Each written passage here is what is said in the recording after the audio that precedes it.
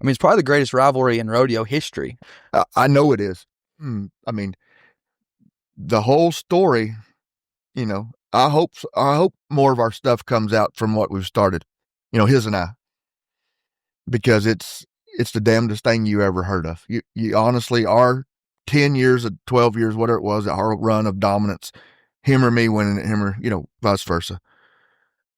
They have no clue. So we're in the same rig the first year we match at San Angelo.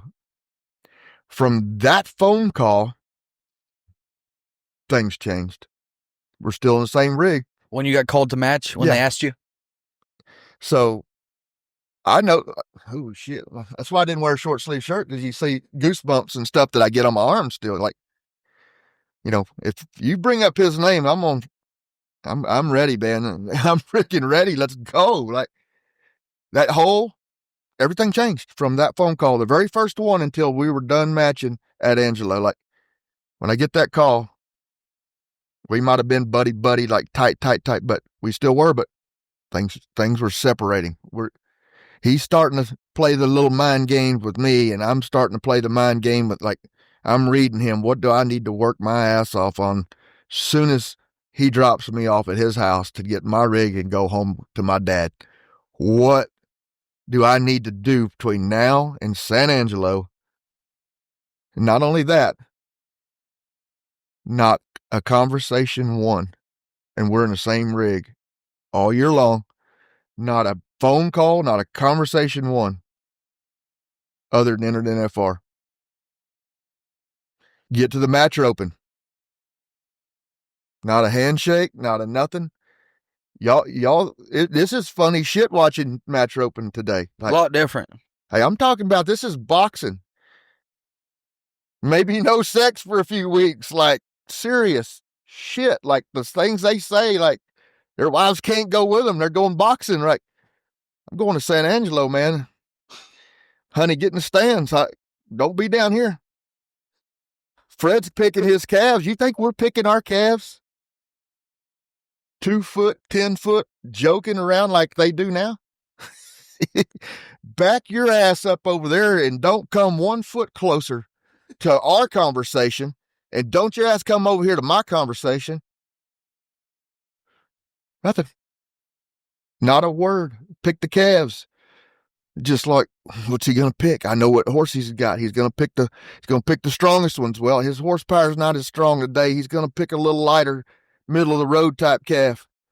Oh, not me, mister. I'm picking the biggest, strongest, hardest ones in the whole pen. Like, I got the horsepower. I'm in my prime, 96, 97, 98. I'm picking the juice. I'm picking the big soggy. I'm ready to go. I feel like I'm a man now. I'm not a boy. But it's such a mind game. The way we picked them, who's picking them with us. The coin toss was, it was crucial, because whoever won that or lost that got to pick the calves. And to me, picking the calves was way more important than what order we roped them some bucks, or I know his horse is not that good halfway down the arena, because that's where we was headed on these babies. They was roping calves, I mean, my man Tudor, he just put one huge calf in there every year. And our friendship was stout when we get to San Angelo, mine and Tudor. Like, I'm picking him just for you, man. I don't give a damn if it's the one that takes us both out. I'm picking that calf just for you. Okay. And he knew that. So every year he just put that baby in there. But anyway, I'm getting off, story here, but head to head, buddy. When that baby starts there, it's quiet as a church mouse. It's all, they know this is a boxing match of boxing matches. Why do I call it heavyweight? Well, today the size of the ropers, to me, Shad body size and stuff, he would fit in the heavyweight. You know what I mean? Like, to me, it's always just called a heavyweight match, like, to me, because it was just like boxing, and I turned TV on. That's how boxing was, like the weigh in, from the weigh in on, like dudes are wanting to just tear each other's heads off at, when they're right like this, and that's how we were. Like, don't say nothing out of freaking content right here while we're doing this, or there's no jabs. There was some jabs, but don't say the wrong jab. You know what I'm saying? You might get jabbed, so the stuff that brought out in us and my career, you know, in the matches and being, you know, being held accountable. I'm not competing against 200 guys here. I'm competing against the best guy in the business. And then the tides turn a little. He's competing against the best guy to do it. You know, like you put that in one arena and some testosterone and you name it, and some ugly fans screaming ugly things. And buddy, it's serious shit, you know? So, but by the time that match is over, the respect that he and I had for each other, regardless of how that ended that day, he would come out to the arena, shake my hand, vice versa. I'd ride out, shake his hand, hell, a hug sometime, you know? Guess what we're at? 2 hours after that, we're at the nicest steakhouse. You know, sometimes not, you know, depends what family we had there. We'd go family. What is it, Santa Fe Junction? Yes, sir.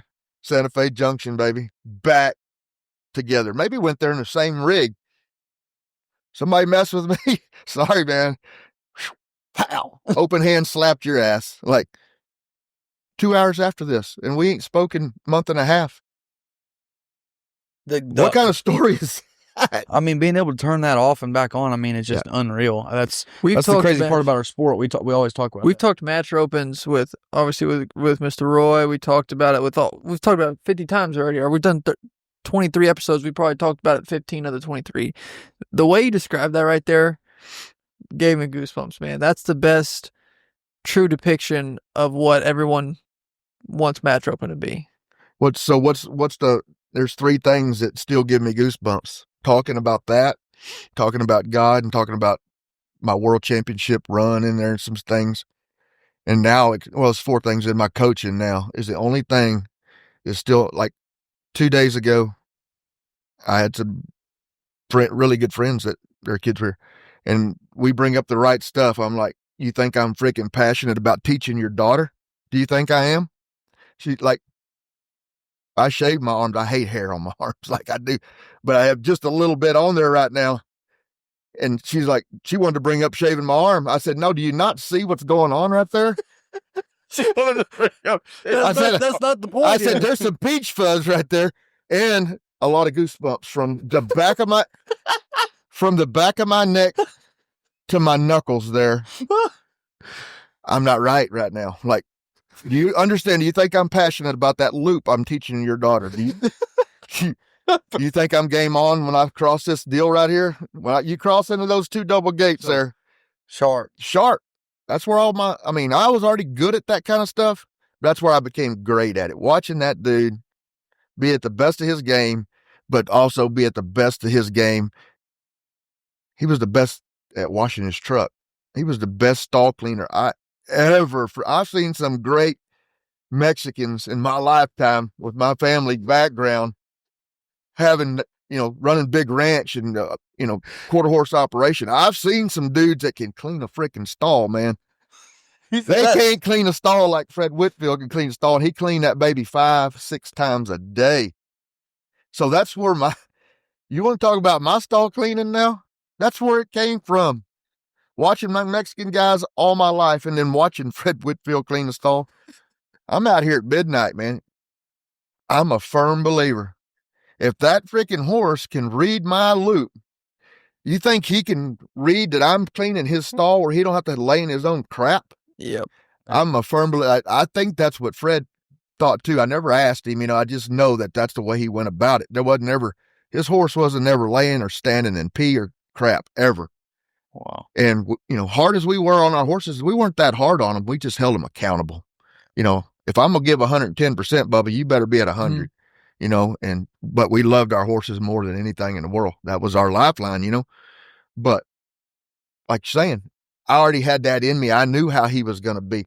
Those other guys didn't know if he was going to speak or he wasn't going to speak. And, today I have his back today. Like, was he that big of a prick, man? He's a sorry ass person. Dude, that dude's got a heart like you can't even imagine. You just get the adrenaline side of it. Like you painted the wrong picture. Like the dude would have took a bullet for me at one time. I know he would have. He'd have stepped right in front of that sucker.